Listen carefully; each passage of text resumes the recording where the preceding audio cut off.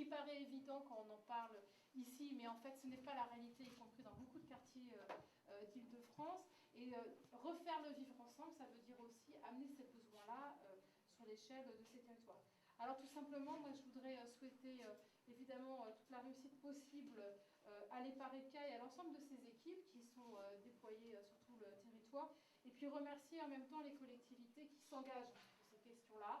Je pense que c'est important de le dire devant le président d'Est Ensemble et devant le président de plusieurs maires de ces municipalités, parce qu'aujourd'hui on a aussi besoin qu'il y ait une mobilisation générale de tous les acteurs. Vous répondez très franchement à nos mobilisations, et je pense qu'on fait des choses ensemble très importantes, y compris en matière d'aménagement, et c'est, me semble-t-il, comme ça qu'on peut évidemment continuer à construire ensemble. Et puis enfin, dernier mot, comme la sénatrice Archambault ne pouvait pas être là cet après-midi, mais comme c'est une amie, je voulais remercier monsieur le maire d'avoir gardé ce lieu qui est un lieu important, et y compris d'avoir gardé ces arbres qui sont très importants pour, je crois, la commune. Merci.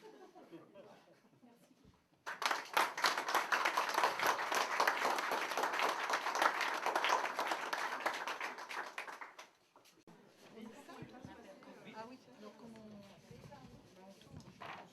Vous pouvez nous regarder à vous. Tu peux finir ça, s'il te plaît? C'est moi. Gérard vient, en tant qu'accueillant. Ici encore, il y a que des femmes. Il y a Oui, il faut un peu de parité quand même. monsieur le sous-préfet, il faut être présent. Regardez tous, merci. Merci beaucoup. Pardon? On va se faire couper l'œil.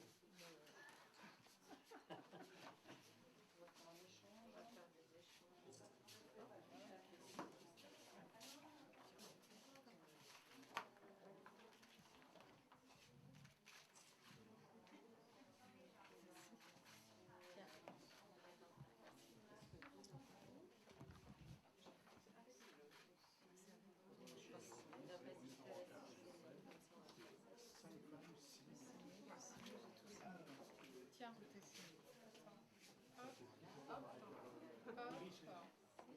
t'as tout signé, toi. Moi, j'ai tout signé. Il y en a un que j'ai pas tout signé.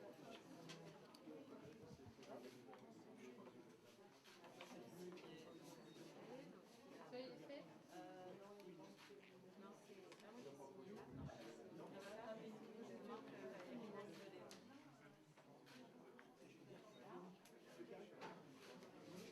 Il y a toutes tes signatures. Alors attends, là il manque Martine Pinville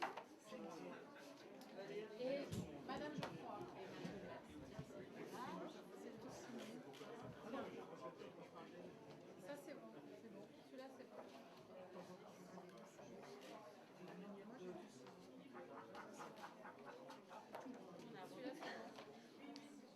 Celui-là c'est bon. La directrice ici. Qui a validé que celui-là. C'est bien.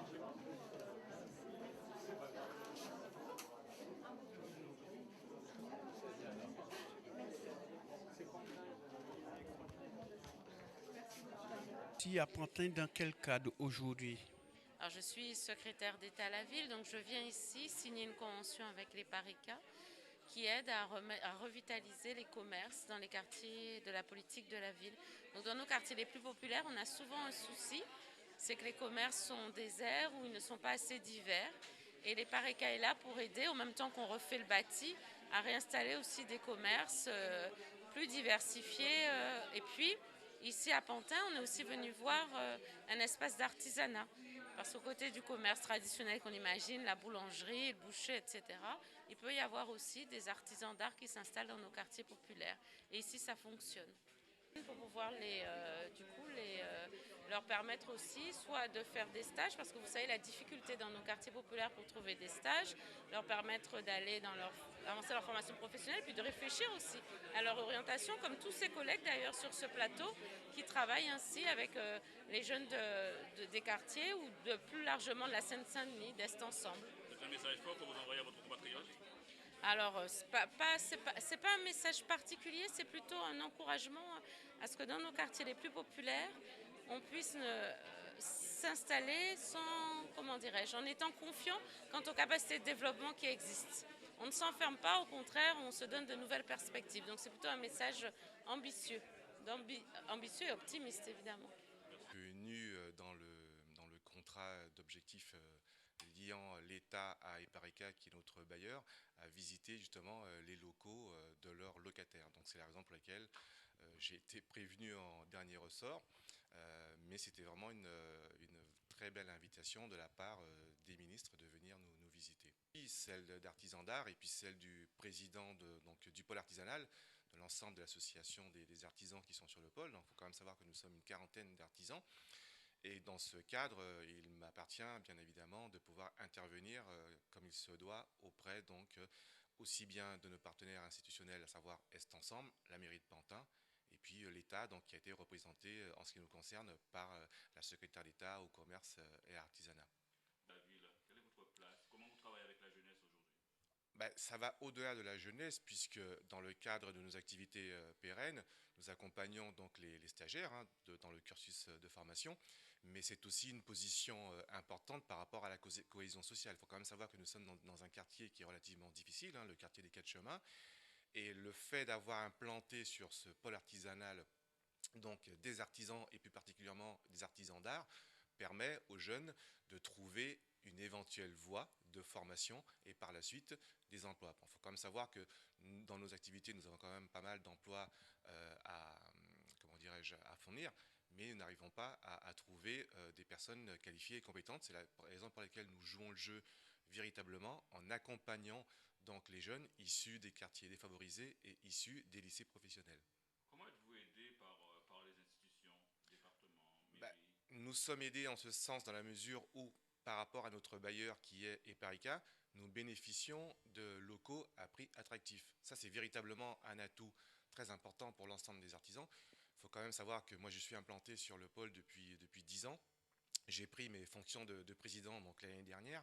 Et depuis lors, nous avons réussi quand même, en accord avec aussi bien les institutions que notre bailleur, à faire diminuer raisonnablement le coût des loyers. Donc, nous sommes passés, pour donner un ordre d'idée, de 114 € du mètre carré à 100 € du mètre carré. Donc, ce qui est quand même aujourd'hui, pour des locaux neufs, à proximité de Paris, parce que nous sommes véritablement en périphérie de Paris, avec le métro, avec le périphérique, avec les autoroutes qui sont en proximité, c'est un atout majeur d'être positionné sur cette partie du territoire qui est donc Pantin. Développer aujourd'hui sa politique comme en Seine-Saint-Denis, est-ce que c'est facile? Rencontrez-vous des difficultés? Ce n'est pas facile pour l'État de manière générale, encore moins pour les chefs d'entreprise que nous sommes, parce qu'au-delà du fait que nous soyons des artisans ou des artistes pour certains, puisqu'il faut quand même savoir que sur le pôle, nous avons des statuts tous différents, mais comme je le disais, ce n'est jamais facile, c'est du travail sur le long terme, et notre implantation est aussi un travail sur le long terme, parce que l'une des priorités que je me suis donnée, c'est véritablement d'accompagner les artisans et de faire en sorte qu'ils puissent se sédentariser sur le pôle. Donc nous sommes ancrés sur la durée. Vous avez rencontré dernièrement, M. Oudijajak, le révérend Jesse Jackson. Quel message le révérend américain vous a fait passer? C'est un message qui m'a fait passer à moi, mais à l'ensemble de nos compatriotes. C'est véritablement croire en nos rêves. Et ces rêves, nous faisons tout pour les transformer. Ça veut dire quoi? Ça veut dire qu'il faut oser, il ne faut pas baisser les bras. Nous connaissons actuellement la situation terrible qui se passe aux États-Unis. Au-delà de l'aspect racial, c'est un domaine beaucoup plus important qui se joue. Et c'est ce que je dis en ce moment, c'est que nous, ultramarins, nous devons être vigilants par rapport à ce qui se passe.